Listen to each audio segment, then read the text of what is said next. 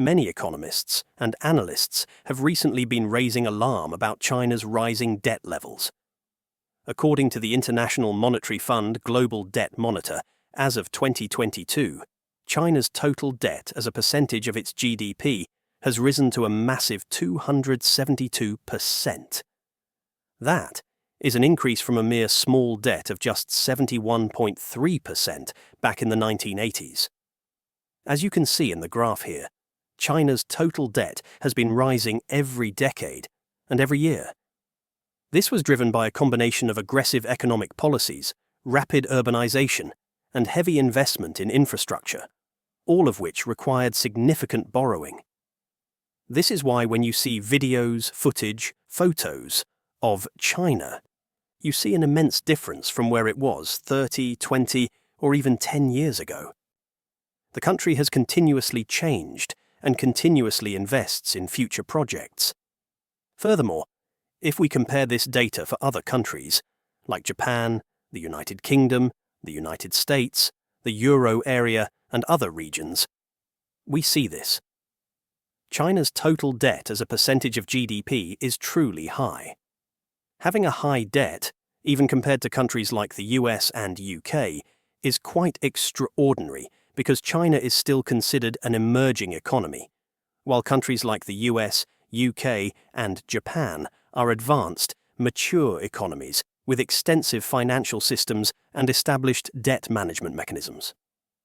The fact that China's debt levels have reached comparable or even higher levels than these countries raises concerns about sustainability and risk, especially considering that China's economic growth, while still strong, has been gradually slowing down.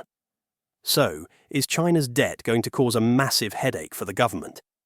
Will it actually cause an economic slowdown or worse, a deep stagnation like that of Japan? Well, the answer is obviously difficult to say. For one, the economic structure of China and Japan are both different. Japan's economy has long been developed, with a mature industrial base, slower population growth, and an aging demographic.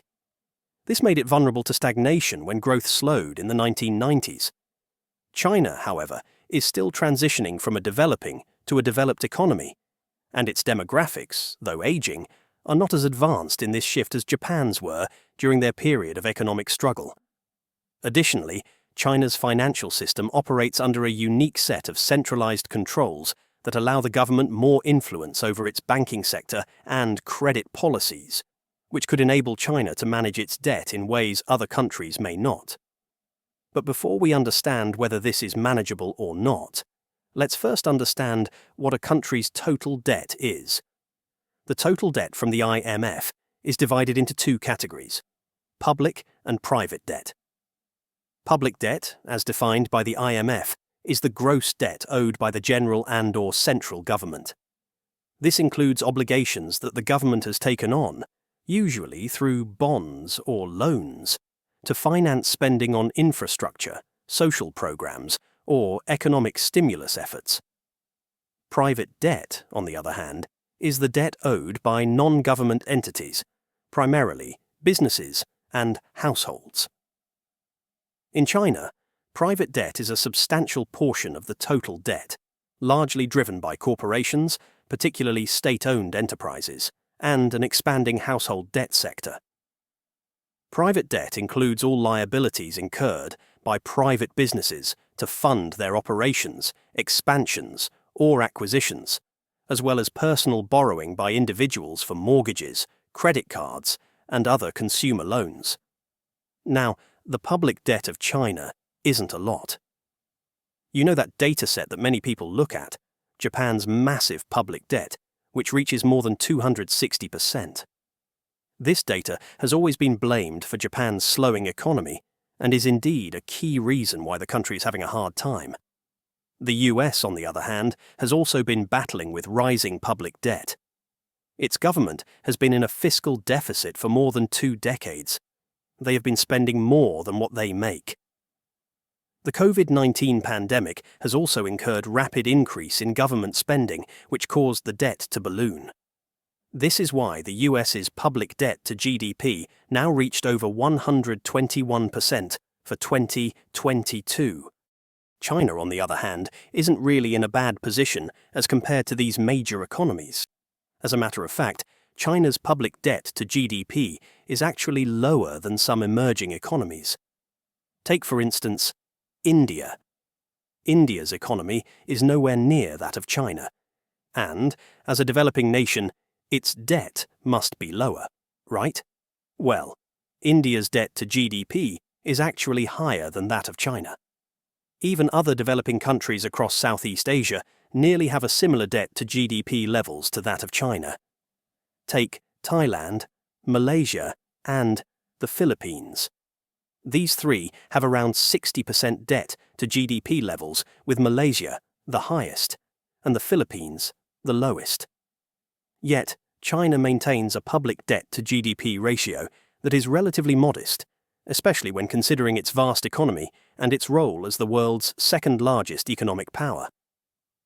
Then we also have private debt. Private debt, as we just mentioned, is the debt owned by the private sector. These can be companies like Alibaba, Tencent, or state-owned enterprises like PetroChina and China Mobile. Here's the graph of China's private debt. It seems a lot, doesn't it? The rate of increase since 2010 is also quite overwhelming. Further, it is more than double than that of the government debt, which should imply that China's private debt is too much. Well, one can say that it is a lot, but it's quite comparable to some Asian nations like Thailand, South Korea, and Japan. Even compared to some European nations, China's private debt isn't that high. Just take a look at Sweden's private debt. It's much more than that of China. France's private debt is also up there at over 228% of their GDP. Now, determining whether a country's debt is a problem is quite difficult to say. Debt is a double-edged tool. If used properly, it can drive economic growth for the better. But if used recklessly, it can do the exact opposite. So, that is what we must determine for China.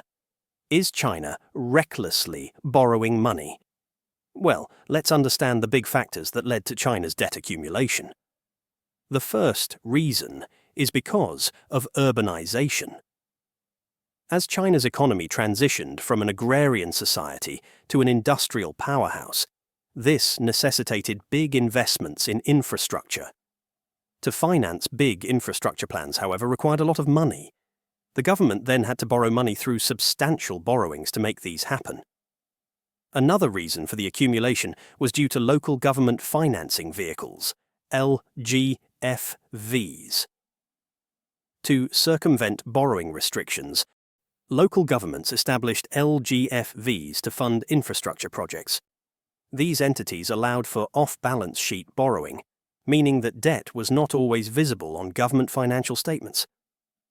Unfortunately, some estimates suggest that by the end of 2024, hidden local government debt could reach nearly 55% of GDP, potentially escalating to almost 150% by 2029. Finally, a major cause for the rise is no other than the real estate sector. The property market has been a significant driver of debt, with developers and local governments borrowing extensively to finance construction projects. This is one of the big problems that China has had as of late. They had too many real estate projects, with no one occupying them, a lot of which were borrowed extensively. With no expected investment return, China then had to face its own real estate crisis. Just take a look at the stock performance of many Chinese real estate companies. It's not a pretty picture to see, especially knowing that China's economy depends a lot on its real estate sector. So, knowing these, how bad is China's debt? Well, for one, China's corporate debt may be a big problem. According to S&P Global, China's corporate debt reached approximately $29 trillion by early 2022, nearly the equivalent of the entire US government debt. Another problem is that debt issues stem from deep-seated structural and policy choices that prioritize rapid growth and development over financial sustainability. Much of the country's debt is held by state-owned enterprises, which have borrowed extensively to fund projects in infrastructure, energy, and heavy industry. These sectors are integral to China's economic strategy, but they do not always generate returns that match the scale of investment.